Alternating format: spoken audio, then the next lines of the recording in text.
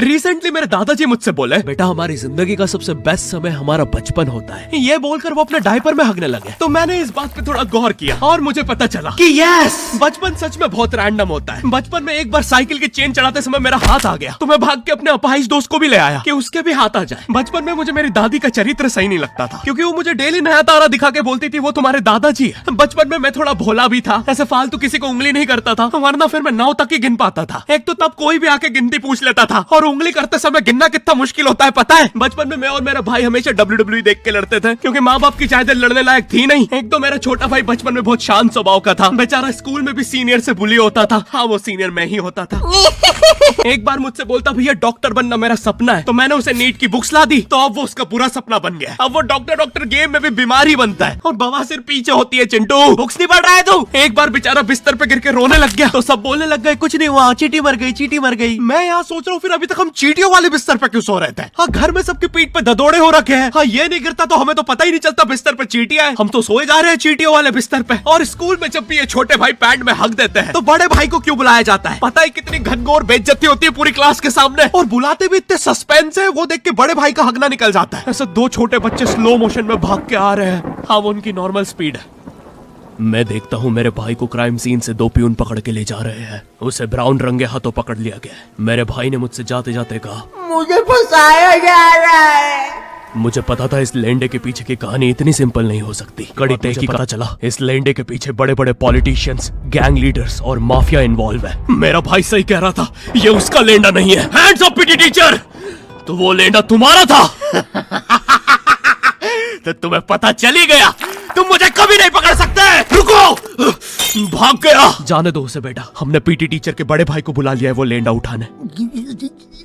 लेंडा आपकी नजदीकी सिनेमा घरों में पड़ा होगा तो देख के पैर रखना। ये चैनल पे जितने भी अजीब और गरीब चीजें तुम देखते हो, ये मैं और मेरे भाई की लाइफ में हमेशा होती रहती है, और इसलिए हमने ये चैनल नॉट योर टाइप बनाया था। मेरे भाई ने कहा तू बोल और मैं एनिमेशन करता हूँ, और लो बन गया नॉट योर टाइप। आपके अरे अभी भी लेंडा लगा हुआ है। बचपन में बोले जाता था कि तुम जितने दांत तकिए के नीचे रखोगे तुम्हें उतने ही रुपये मिलेंगे। तो मैंने दादी की 32 रख दी, तो मुझे 32 रुपए मिले। वो 32 7,000 की थी। जो पिटा हूं ना मैं घर पे, साली स्कैमर दांतों वाली परी, चांदी का दांत ले जाके 1 रुपया देती है। दांतों से याद आया, बचपन में सब सूखा बॉर्नविटा खाते हैं क्योंकि दांत दूध के होते हैं। ठीक है, ये वाला जोक हटा दूंगा। बचपन में मुझे चुड़ैलों से बहुत डर लगता था। एक बार मुझे चुड़ैल के पैर के निशान दिखे, तो मैं उल्टा भागा, पर फिर मैं चुड़ैल के ही घर में आ गया। हाँ, मैं पट्टी में भूल गया था उसके पैर उल्टे होते हैं, तो फिर मैंने सोचा इसका पीछे से सर फोड़ देता हूँ। सर फोड़ने गया तो वो उसका मुंह निकला। फिर से भूल गया कि साली चुड़ैलों के बाल भी मुंह पे होते हैं। आदमी को पता चले तो चले कैसे। जब मैं छोटा था, नींद में बिस्तर भी बहुत गीला करता था। मेरी मम्मी हमेशा गुस्सा करती थी कि सोने से पहले सुसु किया कर। अब उन्हें कैसे बताऊं, फिर गीले बिस्तर में मुझे नींद नहीं आती। बचपन में मुझे गुस्सा भी बहुत आता था, तो मेरी मम्मी ने मुझे एक रेड स्टोन की अंगूठी पहना दी, और सरप्राइजिंगली उससे मेरा गुस्सा इतनी जल्दी उतरने लग गया, क्योंकि अब मैं जब अंगूठी पहन के लोगों को पीटता था तो गुस्सा इतनी जल्दी शांत होता था। वैसे ये अंगूठी मुझे एक बाबा जी के आश्रम से मिली थी। जब मैं वो आश्रम में गया था, वहाँ एक बहुत ही हॉट सी बंदी मुझे देख के बार बार स्माइल करे जा रही थी, तो मैंने भी मौके पे चौका मारा और जल्दी से अपना नंबर पेपर पे लिख के उसकी तरफ फेंक दिया। वो बंदी ने भी बड़े प्यार से मेरा नंबर उठाया और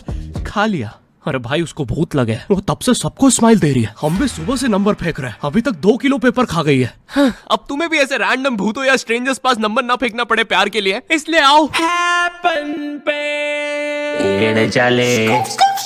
यहाँ तुम्हें मिलते हैं तुम्हारे कॉमन इंटरेस्ट के लोग। मुझे बॉर्नविटा बहुत पसंद है। मुझे भी रोहित। आओ मन बुद्धि हैंडशेक करते हैं। हैपन पे मिलती है आपको उन लोगों की प्रोफाइल्स जिनके साथ आप पाथ क्रॉस करते हैं। यहाँ तुम अपने एरिया के लोगों की प्रोफाइल्स भी देख सकते हो। यही नहीं, जो लोग तुम्हारे फेवरेट स्पॉट पे जा चुके हैं, यहाँ तुम्हें उनकी प्रोफाइल्स भी मिलती है। तो अभी जाकर अपना नेक्स्ट क्रश स्पॉट करो अपने ही मन पसंदीदा स्पॉट पे। तो अभी जाके डाउनलोड करो, लिंक डिस्क्रिप्शन में। Thank you happen.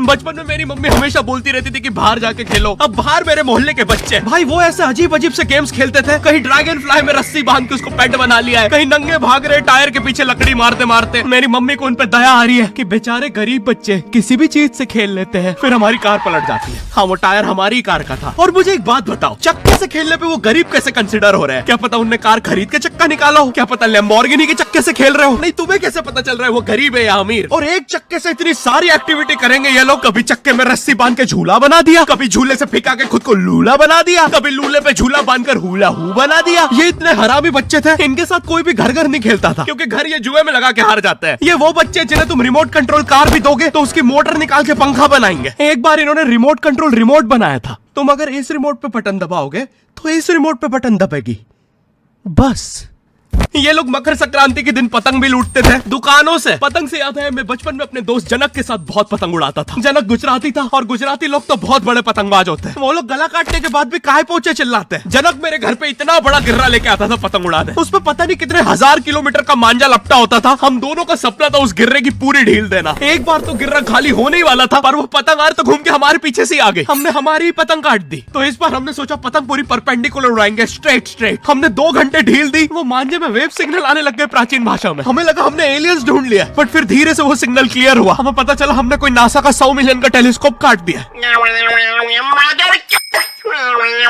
पतंग नीचे ले, टेलीस्कोप काट दिया।